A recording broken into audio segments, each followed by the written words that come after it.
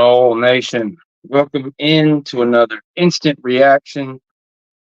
This is the FSU Voice of College Football postgame show, brought to you live every week directly after the game. Guys, I contemplated putting the paper bag on. I'm not going to lie. Really tough times out here in the streets. I'm reminded of a song from the 90s. If I would have had time, I would have clipped it. It's called Don't Laugh at Me. That's kind of how I feel.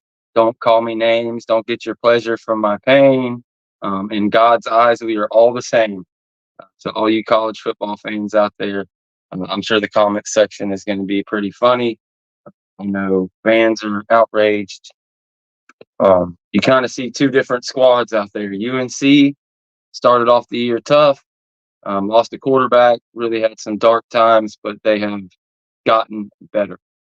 Something you saw from Norvell early in his career. He got a big win in 2020 over North Carolina, who I think was number 5 at the time, even though that team was bad. They only won 3 out of the 9 games they played. 2021, you start 0-4, but still, you see this team improve. You eventually settle on Jordan Travis. You rally around him. You end the season winning ball game. This team has gone the other way. It continues. You continue to see worse and worse things as the year goes on, and there was not much hope in this one. You just really struggled early on with the offense, early and often. It's pretty much what it is, and then the defense.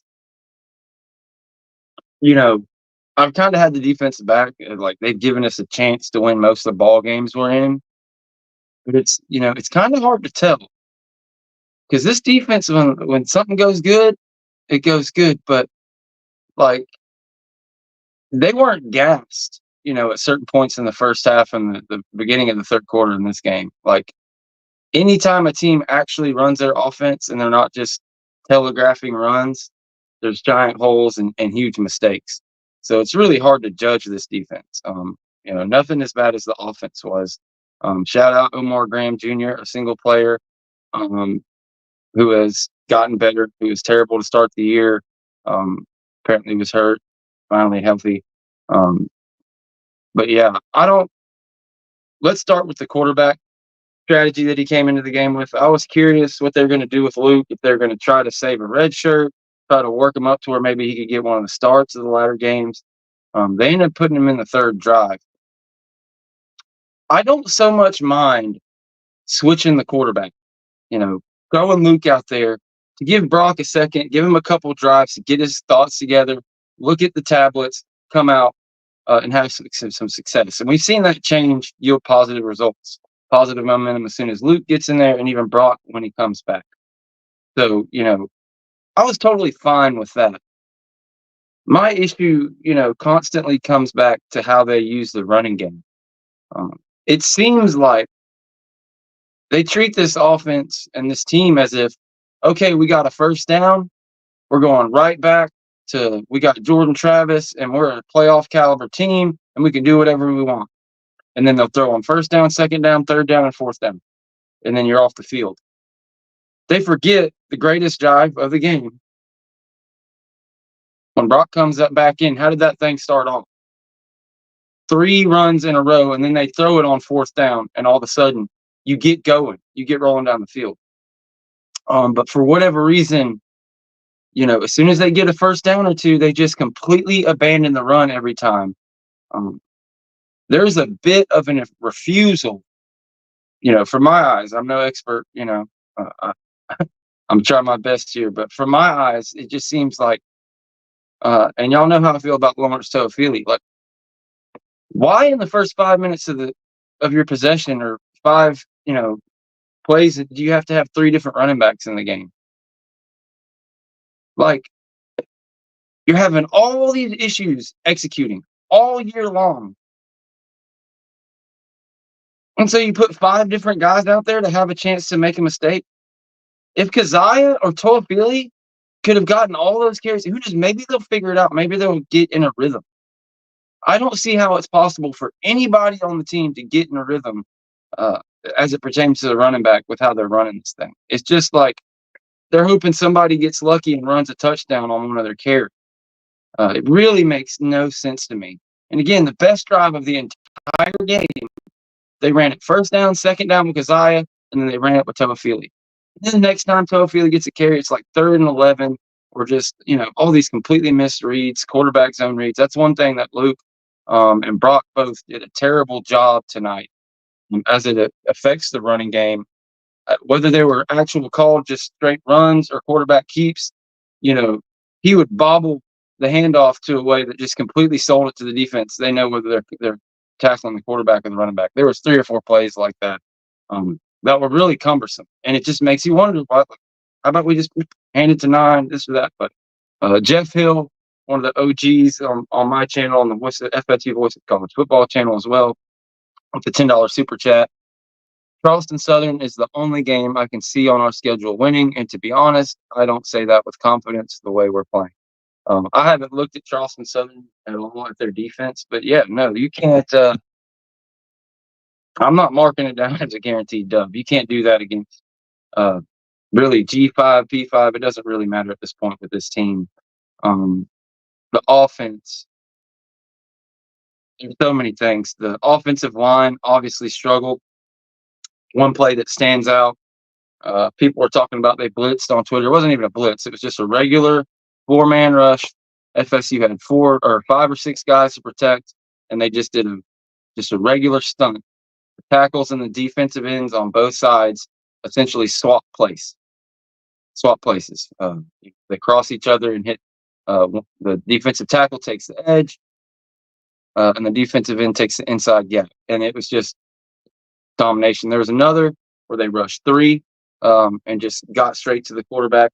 But at the same time, to my point earlier, you pass it on 1st, 2nd, 3rd, and 4th down, and you go empty, and dude just does a 3, 5, 7-step drop. It's like I don't understand the thought process. We know we're going for it on 4th down, they're really, really opposed to running it on 1st down. Seems to my eye, I'd have to go look at the data, but it seems like most of the successful drives we've had this year, and I've said it every week, has been when they've just ran it 2 or 3, 4, 5 times in a row. I don't understand what they have to lose. You score 1 touchdown, 1 field goal a game. It's like all year long you've been doing this shit, throwing it on 1st, 2nd, 3rd, 4th down. Like, just try to run it. I don't really hung up on that, guys. It's tough to watch because, here's what it comes down to before I just keep rambling on and rambling. I'm not going to sell you guys on change or hope for anything these next 3 games. I don't see it coming down the road unless some kind of miracle happens. I put the little duck on the thumbnail. Been talking about it, the entire season since like the 3rd week. There are coaches on this staff that are lame ducks. There are players on this roster that are lame ducks. We've lost all of our wide receiver commit. We've lost half our D-line commit. We lost our top tight end commit. It's bad. It's not looking good. Wouldn't be surprised if a couple of the commits in the stands that we had for this game decommit. Somebody, I don't know if it was a Twitter troll or what, they posted a video of somebody on their phone decommitting during the game. Yeah, I don't know if that's true or not, but look, it would not surprise me. I know it. You know it. Everybody knows that there's going to be some major changes on this staff. I don't know how they get it turned around between here and now. The young man, Trevor Jackson, dressed out. They were ready for an emergency case if he was going to have to play. We didn't end up seeing that. There's a fundamental reluctance, and it's something we've seen from coaches in the past. Ironically, Jimbo Fisher, and the way he went about things, calling plays, never relinquished that. It's just an awful lot of deja vu around here. Obviously, it was never this bad anywhere back there. It's just, if he's not willing to change his offense, simplify it, do it like teams everybody knows what's coming. And I can beat on the offense all day. let's talk about the defense a little bit. And this is something that I pointed out, and it's been talked about quite a bit. You know, we keep giving up all these third and longs. Anytime the offense gets a little something going, there is never situational defense to help. If they're going to give up an 80-yard run, it's going to be right after we scored a touchdown every single time. That's one thing. But situationally, in all these third and longs, I'm trying to chart what's the difference. They rush forward every single time. They'll be doing all kind of stuff. They'll have everybody lined up on the scrimmage. They'll run straight man coverage. They'll do all kind of fun stuff. And then they'll get to third and long, and they will rush forward and drop everybody, maybe with a spy that never, ever gets to the quarterback. He never gets to the quarterback. And they just give the guy all day long to pass, and he finds somebody. Like you always used to hear coaches talk about tendency breakers. It was big when Jimbo was here. He would have tendency breakers. He would show you something all first half, and he would come out off of it. We heard all about Adam Fuller's adjustments and everything in the second half. And certain people would say, "What adjustments? I don't see any adjustments. They just played better." And look, that the truth of that is shining through, because we are not seeing any adjustment in the second half of these games, or even from down to down.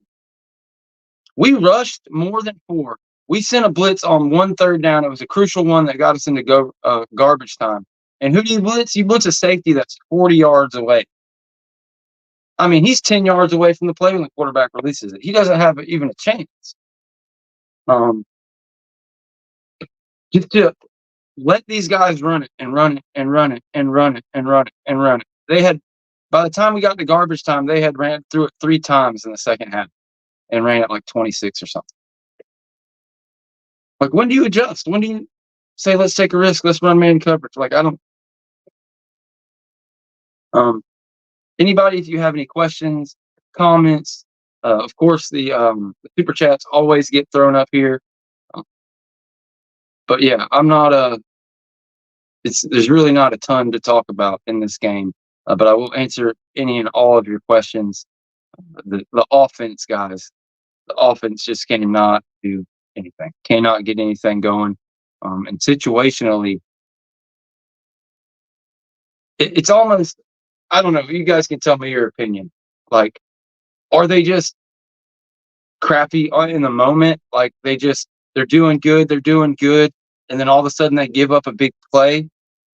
Or is it that anytime there is a pressure moment, anytime there's something actually at stake and it's not just another down out there, in all those moments, the defense can't make a play? It feels a lot like that. I'm trying not to be too hard on them, because what are you going to do if the offense can never score? But yeah, there's really no way to judge this defense. 5 and 6 made some pretty good plays tonight. Again, I said Omar Graham. Prayers out to Juice. Looked like a right ankle injury, maybe that bottom of the tibia there, that really bad injury. Hopefully, we'll pray that's not it. Hopefully, it's better than everybody's thinking, but they put a air cast on it. So yeah, prayers to Juice Grier. Defensive ends not getting it done. Sione Lolohea, who did a good job setting the edge early on the year, has regressed. Now, all the time, they're only rushing 4, and you've got to try to stop a run. 2 or 3 times I've seen him spin inside as the defensive end. And it's like, you can't. I get you're trying to break loose to get the pass rush, but as soon as you do that, the quarterback would run and hand it off or whatever. Pat Payton, non-existent, as per usual at DN. The safeties played pretty well. AZ really got burnt up on one drive. He pretty much gave up the whole drive, because people were comparing him to Jalen Ramsey. I will give Azaria Thomas all the love. He's played like 80-plus snaps all year. He is a coverage guy, and he's damn good at it. But when it comes to tackling on that boundary, setting the edge and leverage and things like that, he's not on this level of a Jalen Ramsey. But yeah, I see somebody said Brock is lost in all caps. I don't like the way the coaching staff is calling things for them. Like, how many times are you going to keep? It's like, they want to say we're just going to continue running our system and try to get everybody to execute. But how many times do you got to figure out this team can't do that and try to do this? Uh, they want to get it all in one play, and it hasn't worked. It's not even come anywhere close to work. Like the whole team's shutting down. Why not just let these guys get after it and run the ball more? Run the ball 3 times, and then you get one chance to try to go for it. But they get so strung out with those 2nd and 14, 3rd and 17. The running backs, for the most part, don't go backwards unless it's just a complete F up with one of those zone reads and things of that nature. Lawrence Toafili was the captain. At the beginning of the game, they named the captains. Lawrence Toafili is the captain. The other 2 captains, Azaria Thomas and Daryl Jackson, are on the field the entire game. The offensive captain, they did it to Ja'Kai Douglas twice before Lawrence Toafili got it. Like, sorry, guys. But yeah, anybody got the final score? I ended up quitting earlier. I think it was I can't remember, 50, 30 or 30, 34-11. I think when I stopped watching it. This is tough. This is tough to watch. And I'm not the kind of guy to just. I haven't been doing a ton of content lately because it is what it is, guys. There's not really an hour to talk about this in this post game. Until we can fire some coaches, make some changes, bring in some new players. It just kind of is what it is. So yeah, I guess that was the final 35-11 North Carolina. My buddy was over here. My buddy Mike was talking to him earlier today, asking my thoughts about the game, and I was like, I already had the thumbnail that I was going to use for the preview. We ended up not doing it because Halloween and everything. Just not wanting to be super negative. Well, it had Mario. That's all I had on the thumbnail was like Mario on Hamilton and the UNC logo and everything. Like, I've watched this guy be a stud for 3 years. Unless Adam Fuller changes his mind, Mike Norvell comes in with a different game plan, he's going to run all over us. And that's kind of what we saw all night. In the first half, they helped us out, similar to how Miami helped us out a little bit early on, throwing the ball some. Second half, they said, oh, no reason to throw it. And they just ran it. It's like eventually you adjust and force them to throw it again. But we never make those adjustments. We just sit back and let them pound it down our throat.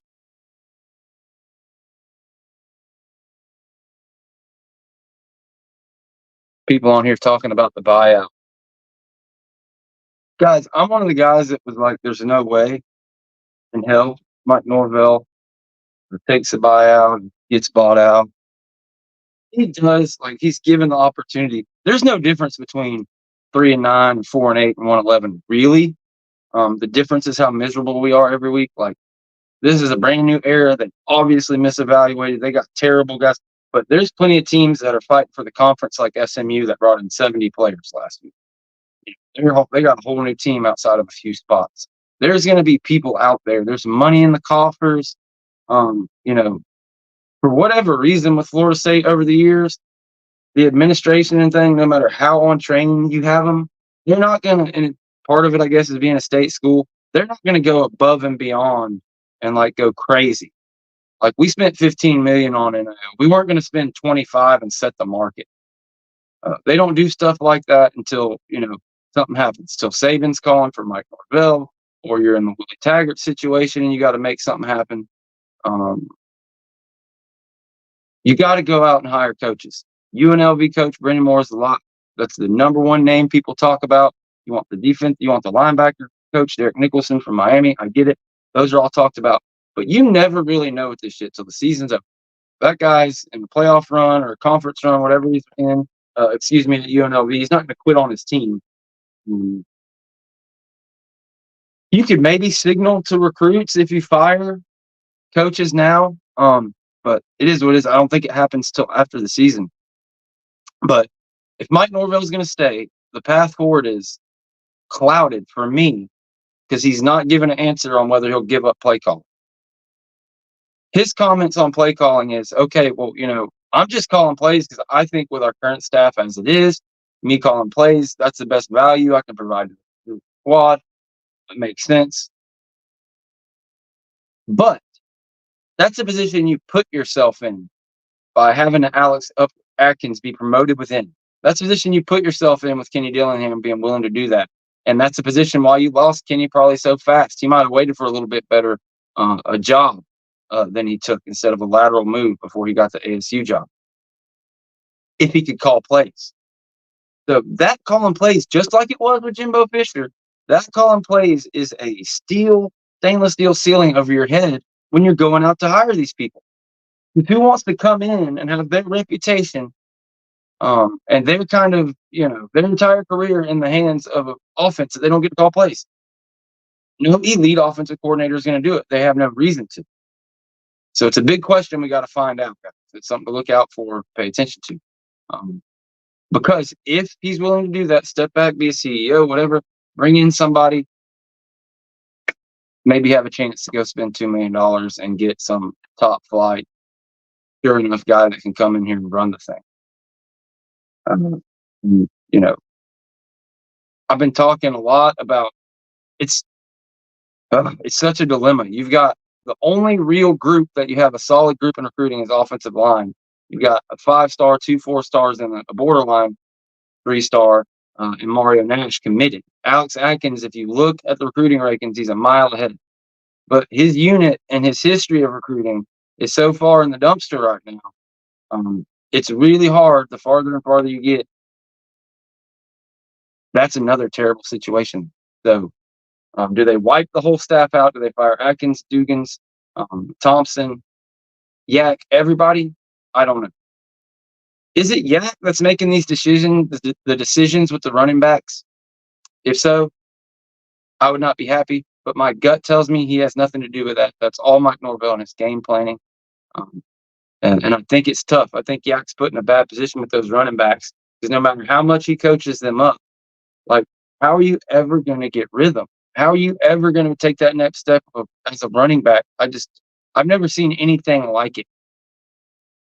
Like, usually running back one should get like 20 carries, 15, like a certain amount, but it's like they don't want Toafili over 10 carries. And then you got 18 other people that have 4 carries, 7 carries, 4 carries, 6 carries.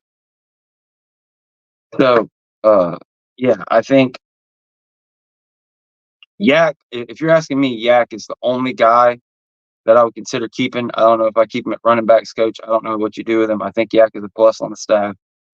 Alex Atkins, solely for the fact of the recruits that he has currently now. And it would have to be a devolved role as a, running game coordinator, passing game coordinator, something like that. You'd have to bring in a guy that could call plays and get the other half. We'll see. Defensively, it's so hard to judge. And I thought the defense played pretty well at certain times and things of that nature. But as long as this season goes by, you wonder why you keep Adam Fuller either. You don't fire him just to fire him. But the lack of creativity and adjustments with these third downs to where you just constantly give up these third downs and let teams just run it up the gut. It's tough. Defensive ends, unfortunately, you love Capucci's. He's a beast of a special teams coach. He's had freak defensive ends. But, this year it's just not up to par. And even if you believe in these coaches, you think they can turn it around. The issue with these guys is these were not get off the bus guys and go recruit everybody in the world. They built up, and I defended it, and they held on to their word. They did what they were supposed to. They built up every class. They got better and better and better. And they were going to sign a top 10 class this year. They had like 14, 15 commits, and they were all blue chips. 3 top 25 wide receivers, 3 top 100. They were doing all these great things, and it was all there. But with this now 1-8 schedule where you lost to Duke, you're 1-7 in the ACC, every bit of everything that you built up with a recruit, it's just all gone. Now, specific one-on-one relationships within this class that you have, for example, with Alex Atkins and those 4 guys that believe in him, those are one thing. But overall, as a recruiting, like you're looking forward. All these guys you're looking to in 26, 27. Like, it is what it is. Even if you believed this was the best staff in the world and this is just a 100% fluke, big changes have to come to change the mindset. You need different coaches watching Mike Norvell. You need different coaches watching if they keep anybody, whoever remains. Because this was, the whole staff. You went into the season thinking you were good. You believed Vegas believed you were the favorite to win the conference. You believed this was the fastest and the strongest team you ever had. You thought you could execute. You didn't think receivers were going to drop passes. You thought all these things. You thought DJU was the perfect quarterback. You said it. You thought he was the perfect quarterback to come in for this offense, and he was the antithesis of what you needed. You needed Malik Murphy from Duke. With him, you might have had a chance to do some things this year. The little bit of success we've had this year is when Brock and Luke have been able to get mobile and set some things up. So, yeah, it's how does it happen? I personally wasn't at practice. A lot of people I trust were there and things, but there's only so much you see in the media part. Like, it's not the same as the actual practice. It's just how it goes. Some folks get to see things, certain players that reporters don't get to see, that they can't report that, they'll get in trouble. I've kind of defended the strength and conditioning program because, up until that point, up until this season, everybody we've heard of, guys that have gone to the NFL, they've just rant and raved. We've seen guys show up here looking like Pillsbury Doughboys and leave as, sculpted out of diamond. But yeah, I can't argue with anybody that says there must be something in with the strength and conditioning. I mean, across the board, how could you be so separated from reality? If you were to bring the coaching staff back, how could you ever figure out if you were right again? So yeah, there just needs to be a major reset. It goes back to why I have no problem with the way they're doing the quarterbacks, bringing them in, bringing them out. You need some kind of spark to build something, because putting 2, 3, 4 plays together, it's tough. In my opinion, the coaching staff is not helping them out with their calling. It's not helping them out with the play calling. You've got these quarterbacks out there that they're thinning the house at, and you're putting it on their shoulders, making them pass it 3, 4, 5 times in a row. It's no sense to me. Even I don't even give a shit if it's 2nd and 15, run it on 2nd and 3rd down, and then throw it on 4th. They're just so out leveraged in everything they do from square one, and then eventually there's a give up. There was definitely a give up, but these are the hardest FSU games to watch there has ever been. I can attest to that. It's tough. It's really, really tough.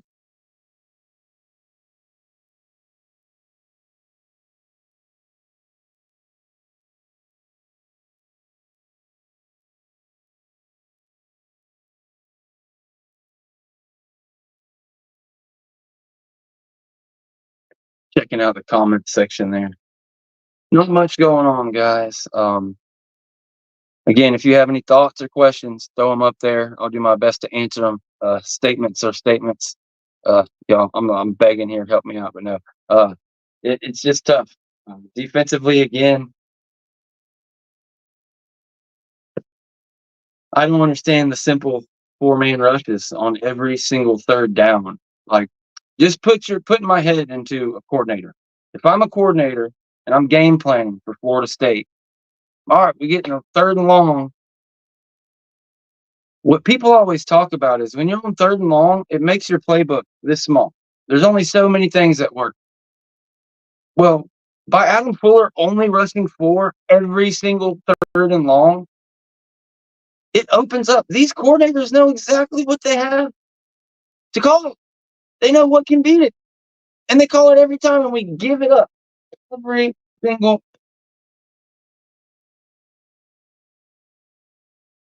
And then if they do decide to blitz somebody, it's a safety from coverage that's 80 yards away, and there's no way in hell's Faker ever make it.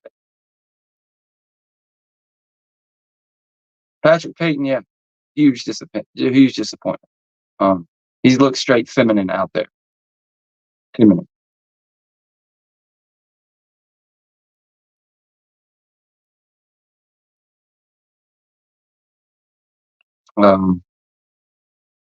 Tough, guys. Tough stuff. Thank you, everybody, for joining us here. Um, FSU Voice of College Football, also at the Renegade Report. Telling you guys right now, Mark might be mad at me. I don't know if we're going to make it to an hour. I'm not just going to sit here and start cussing the team. I'll hang out for a little bit. Again, I hope everybody had a happy Halloween. I was this close to wearing the paper bag, but I decided not to because I was running a little behind for this thing. Um, Tough stuff to watch. Shout out to Omari on Hampton, kid out of the Panhandle, but if I'm not mistaken, from Pensacola, running back that went to North Carolina, and it's been a beast since he got there. Um, he did it to us. At times, we hemmed him up, but they, as we've seen all year, teams continue to stick with their run game. Florida State goes away from theirs, and guys, why are they so willing to give these true freshman quarterbacks 800 million chances, but they won't let the running backs try to get a rhythm? Like, is it not a thing in football that you get hot, like you get a rhythm? Like, how come when we get a first down, we can't hurry up, do a 2-minute drive instead of substituting half the team, giving the chance, the defense a chance to substitute? It kills me. I just do not understand it. Iowa State lost. That's cool. There are no good teams. 2 undefeated teams go down today, I think. Was Iowa State undefeated? I don't know. I know Penn State was undefeated. They went down. So, yeah, there's college football as a whole is down this year, I believe. And for us to be so far gone that we can't even get a win in a down year, tough to watch. Miami played Duke close, or Duke played Miami close in the first 3.5 quarters, and then Miami just they did what a championship level team does. They scored 20 and put it away, as opposed to those earlier ACC games in the year. Looks like we were kind of the get right game for those guys. Who knows? Maybe they'll go off and deserve their ranking. We'll see. But tough stuff. Pitt and SMU, I think, are playing right now. I'm not sure how good that game's going. I'll probably check that out. Check that out after I get off of here. But Southern Maine wants a change in the staff now. If you fire people now, who's going to do the job? That's the issue. Fire the guys now. There's nobody to hire. I start to wonder if it even matters. I mean, if you're just going to get blown out, maybe you fire them to send a message to wake some guys up. I don't know. Again, it's kind of hard to watch on the initial watch. I don't know exactly what kind of coverages were ran all night. You can't see that. But on the line of scrimmage, just more of the same. We can talk about this. Shitty ACC refs as usual.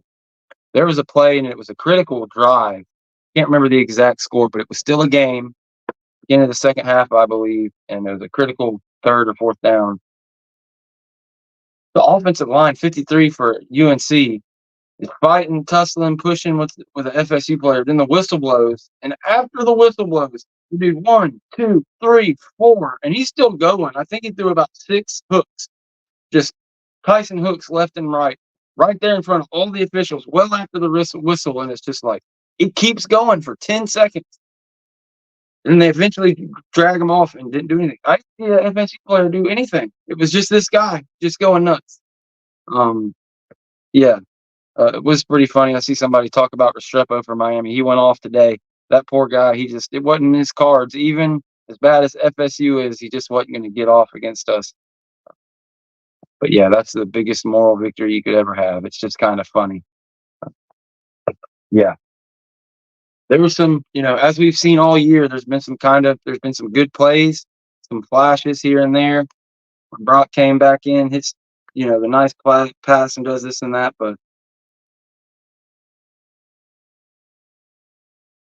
they can't follow it up. They just they compound. Everything gets compounded. You take one little successful completion to let's throw it 15 times in a row now. You take 3 successful runs and say, okay, let's throw it 15 times in a row now. I don't understand. I don't have the box score in front of me for the total yards, but I don't know. I bet we probably had a good 170 yards or something like that. If I had to guess, 200 yards maybe. Georgia beats Florida. Florida's going to beat us by 30. Oh man. Oh, I know Anthony Richardson went down. That's a prayers out to AR as well. Apparently, he had a pretty bad hamstring injury, but you don't wish that on anybody. The young man from Texas, but yeah, it's tough stuff. Yeah, that's another issue. As bad as Maurice Smith has been with bad snaps and things this year, I have to go back and watch the tape. Oh, I'm so sorry. I said AR. Yeah, Lagway, DJ Lagway from Texas, not AR. AR being the previous free quarterback Florida had that decided to take himself out on 3rd and goal in the NFL and was subsequently benched the next year for doing he's got a first in the NFL that you do not want to have. But yeah, prayers out to Lagway. There. I was about to point out another issue I had in the game, but now I've totally forgotten what the hell I was talking about.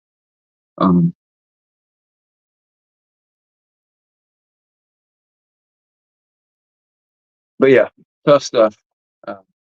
Totally forgot what the heck I was talking about. Tough stuff, man.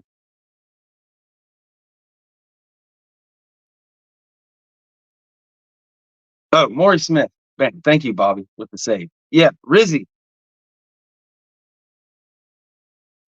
When a defensive line is offsides, all you have to do is clinch. You could snap it over the quarterback's head. It doesn't make a fuck.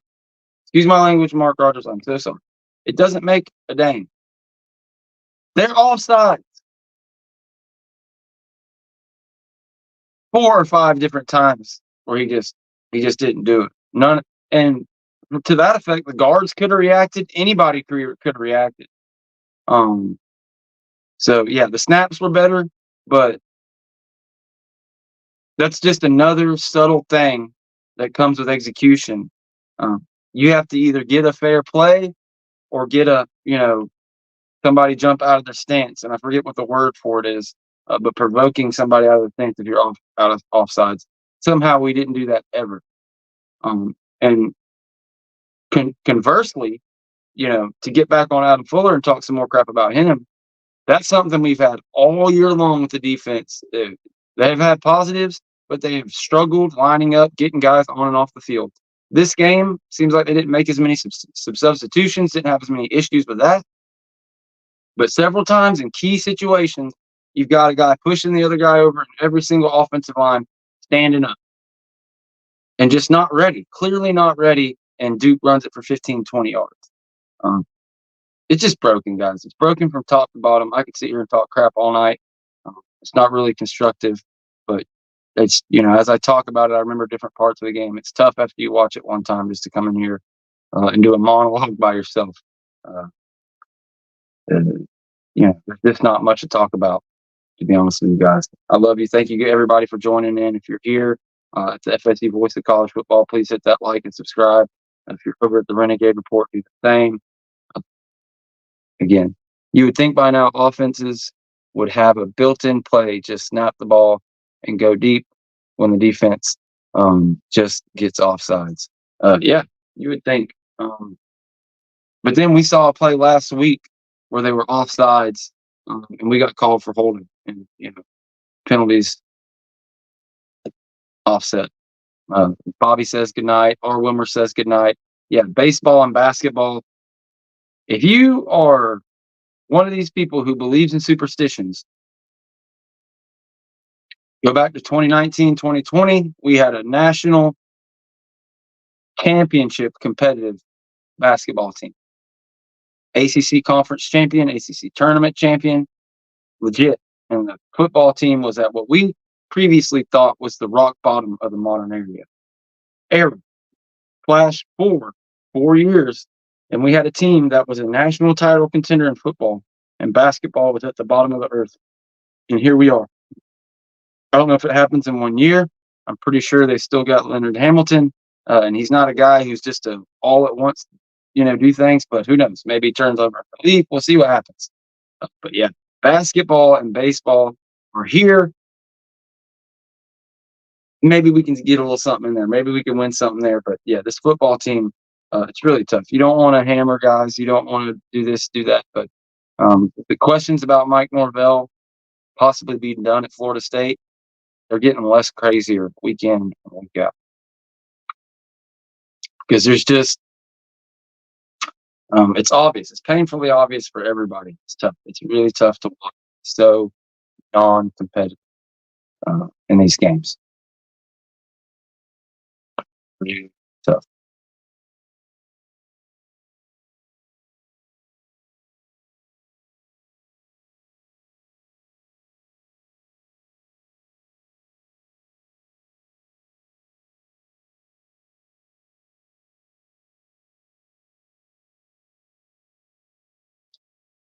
Looking through there, doesn't like there's many more questions or anything. Guys, we will be doing a lot more content. I get it, guys. Y'all want content, but there's been a lot of stuff going. It's year end for Jen.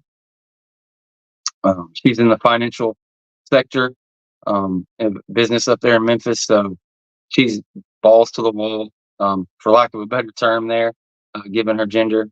But also, Friday was Halloween. We've got all this stuff going on. And, Sean just had his son's final football game of the season. His son there in high school football on Friday. And again, there's only so much to talk about. They do a really good job roasting the teams.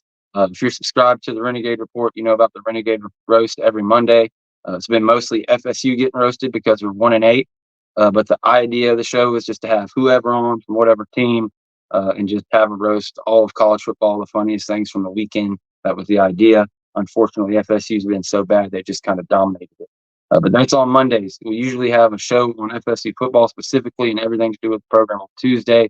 But it just seems kind of redundant to just hammer them on Monday and Tuesday and then come on the Voice of College Football, do it Wednesday, then turn around and do it over and over and over again.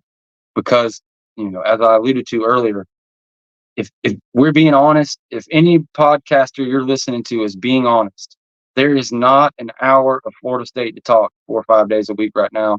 There's no excuse for a 3-hour podcast on FSU football unless you just want to really get something off your heart. Like, there's just not that much to talk about. It's all been covered and nothing has changed in 6 weeks. We're right where we are. Like, there's been no big, great development. We saw flashes from the freshmen, but they've all kind of crawled back into their shell. The offense has just been tough to watch. Your Hakeem Williams, huge disappointment. Even the player, not to try to call out any players, but just, it hasn't worked out. It's gotten worse and worse and worse. So there's really not too much constructive to say. The conversation to have is what coaches are leaving, what coaches are coming in. What are they going to do with the support staff? Are they going to retain the GM, Derek Gray? Are they going to keep Fuller? If so, is he going to, wipe out all the assistants and bring in all new assistants? Is Alex Atkins going to take a demotion? Are they going to fire the entire offensive staff? A new offensive coordinator to bring his whole new staff? Looking more and more to me like that's the answer. I don't know if you can even keep Atkins. Like, you have to trust. If I'm going to bring in the guy from UNLV, if I'm going to bring in an offensive coordinator from Texas or Alabama, whatever the crazy thing they do is, whoever they bring in, you're going to have to trust that guy to go get his guys out of the portal for year one. Like, even the offensive linemen we have, they're not going to be year one killers on offensive line. It's going to take time to bear fruit. So FSU's in a really, really tough spot, but with no bowl on the horizon, no this on the horizon, no that on the horizon, there is just not a ton out of talking play-by-play and answering questions.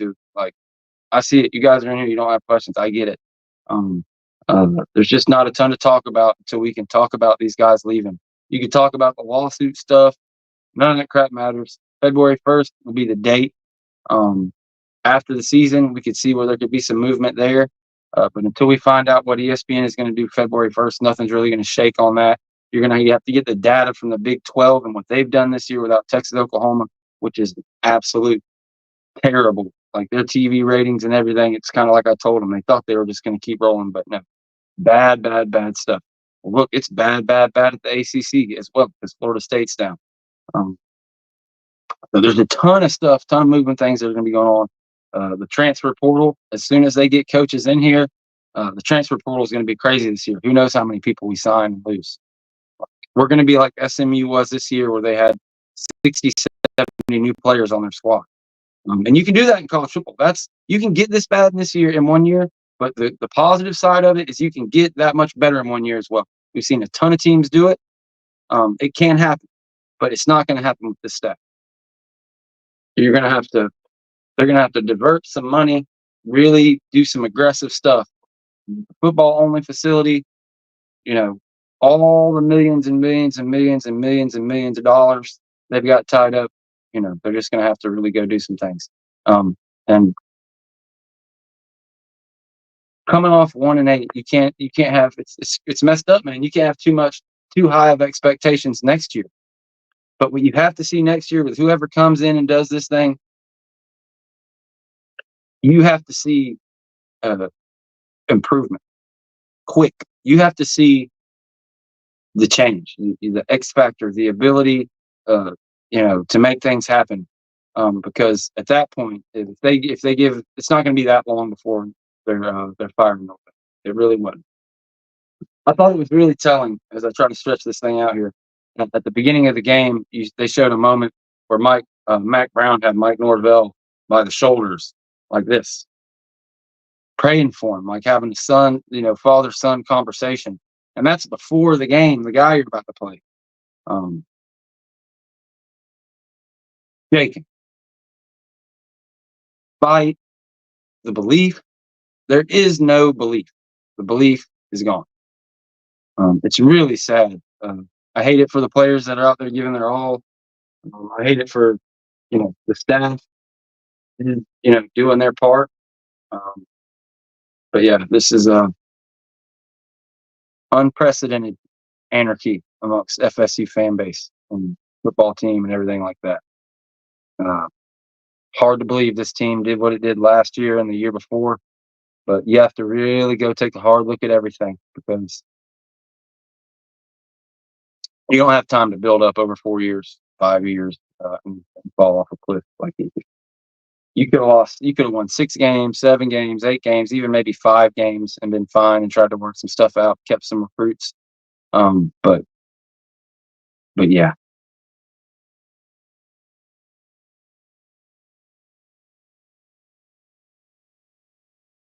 R. Wilmer says, got to have players worth taking. There'll be players worth taking in the portal. They just got to pick them. They picked the wrong ones this year. You'll have some guys come back who'll be better. They got a bunch of young guys in the portal this year. You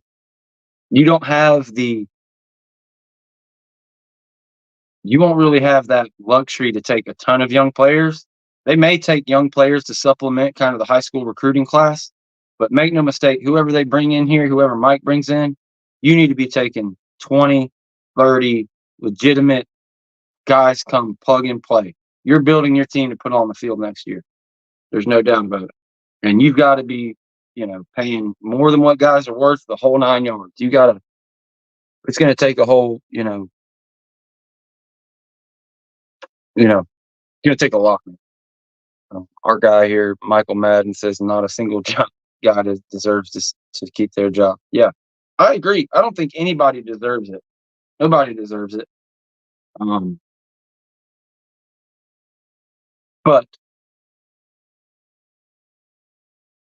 I don't know. You can change my mind. We'll see if somebody's that bold with the money. I don't think there's anybody at Florida State that's bold enough with the money to make a move on Mike yet. I think Mike, whether he deserves it or not, he's earned enough cachet that he's going to get a shot. But you are going to have to make major changes and philosophical changes around the way you recruit the program, call plays, defense, the entire thing. You cannot keep saying we're going to keep putting our head down and doing the work. You have obviously lost the sauce. You have lost the script. You're bumped. Bobby says Miami took a lot of crap for overpaying Cam in the offseason. I'm sure maybe some comments were made joking or this and that, but you can't really, to me, you can't overpay for a quarterback. If it's the quarterback for you, unless you're paying him $10 million or something crazy, whatever it is, the 1 million or 2 million he got or that, especially a 1 year come in and play guy. The only issue with overpaying somebody would be if you overpaid a DJU, and he's going to come in and you have the issue of not wanting to play the freshman, things of that nature. But I think for y'all, Cam Ward was going to be y'all's guy. I think you had to pay whatever it takes to get him. And retroactively, I'm sure you would say, I guess FSU should have ponied up when he was considering them alongside DJU. And I totally agree. And if you watch the show, that's who I wanted. I never for a second ever thought DJU was a better quarterback than Cam Ward. I did make the case that fit-wise, I thought Cam Ward would have been a better fit at Florida State and a worse fit for him at Miami the way they play. Maybe I was totally wrong about that. You saw some of those issues early in the season that I mentioned you could possibly have with him, but he's really gotten better, and you really saw it against us. Like, he was super patient and just wasn't going to throw it. If I can just hand it off, I'm going to just hand it off. And that he's really gotten with Mario on that. I'll give you all that. Like, you can see it. So it is what it is. I thought DJU, we were going to get 3-to-1 touchdown ratio. I said if we got that, maybe even a little worse or a little better, we were going to be in business. DJU, we got, I think at the end it was like 2 touchdowns, 3 interceptions. Yeah, guys, that was never going to be good. Yeah, those throws across the field, yeah, they leave your heart stopped in your chest. We had a guy named Jameis Winston in 2014 that did that shit a long year long. And different quarterbacks that were nowhere near as good, few and far between. Jordan Travis didn't do it a ton, man. Jordan Travis, during his play on the field, man, was probably the most underappreciated quarterback, especially seeing what now we have with the same offensive line. I said it a lot early on, and then I backed off because the team just kept getting better, and all these offensive linemen were getting older.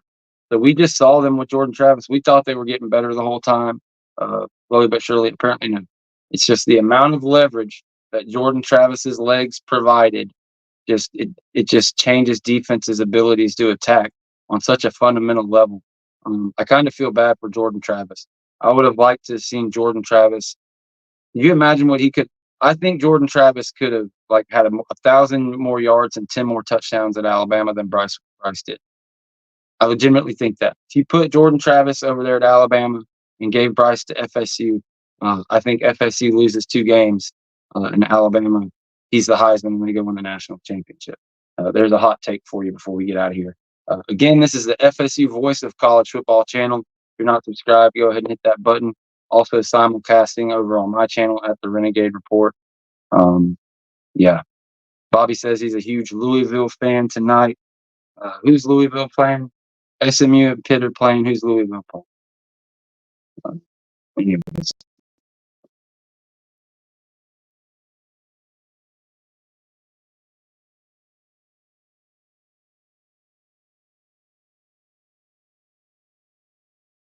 Karen says UNLV's quarterback just wanted 100,000. Yeah, that guy wouldn't. I don't think that guy would have made a difference. We'll have to see how his future goes.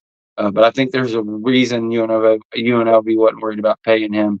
But we'll see. Maybe he gets the last laugh and all that and ends up being an NFL player.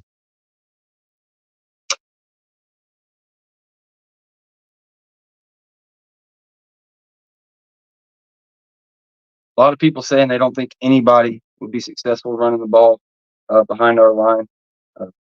I agree. Maybe not. I know I don't agree. There's plays to be made. We don't have to be the greatest rushing team of all time, but we're obviously negative. Passing attempts for Florida State equals negative play. It just seems to me like they could hand it to the senior more times and mitigate some of the damage and open up things to actually be thrown. And the evidence is there over and over and over again that when they run it 2 out of 3 times to it, sometimes it doesn't work out. But every successful drive we've had has started like that. So anyways, I'm not going to stand on my soapbox all night long.